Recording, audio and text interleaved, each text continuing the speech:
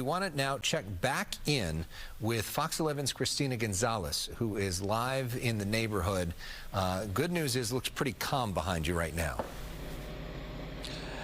Yeah, on the Santa Paula side, the Somis side, where it was really active today, they have really stopped that forward progress of the fire, but not without quite the firefight, especially along those orchards on this side. Take a look.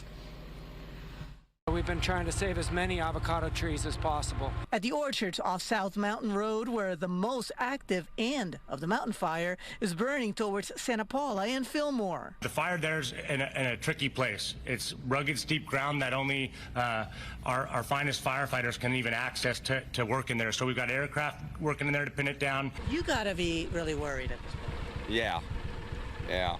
If the fire jumped the river bottom and hit this nursery, it would be devastating. Already devastating at this farm. Didn't have much time to get out. I love this house so much. It's a farm, so we had a lot of farming equipment down here.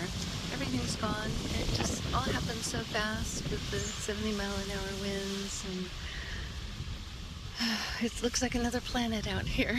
Dawn the Leon made it out with just her pets and her vehicle. Where to next? My daughter's house, if it's still there. I have to go see if it's still there. If it's not still there, then it'll be a hotel in town. A lot of people, though, are heading to evacuation centers because those evacuation orders are still standing. I believe Ed Lasco's at one of those evacuation centers with that side of the story. How's it going, Ed? You're right about that, Christina. It is still very busy here over at the Padre Sierra Parish. It has now taken over the main area here, the lobby by the American Red Cross, set up as their main evacuation center, and it's busy at this hour. To the video we go. Check it a look inside very quickly. There are cots set up. They just were serving dinner a little while ago. A lot of folks watching our station and that press conference as it played out trying to get the latest, but many of them rather sad because they realize, and they've been told by friends and neighbors, that they lost a great deal in that horrific fire yesterday, that firefight that roared through. Most of the folks inside, I'll tell you, is about 50 or so, the American Red Cross by their head count says. Most of them are folks, elderly folks, they say, in their 70s, early 80s. Those were the folks in some of the area in the low-lying section as that fire rolled over the hill. They lost their homes. They've been trying. I was talking to one fellow who said he was trying to get back in, but they're told they couldn't get in there. But some neighbors who stayed inside gave them the bad news at their home. There was nothing left but a foundation. Talked to another lady who said she was renting in a backyard area, a room,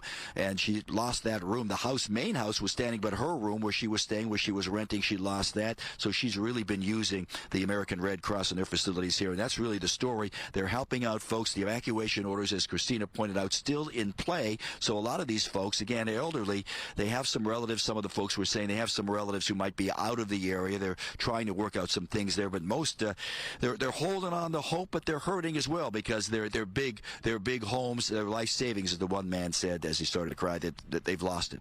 For now, we are live here in Camarillo at the Evac Center. Back to the west side we go.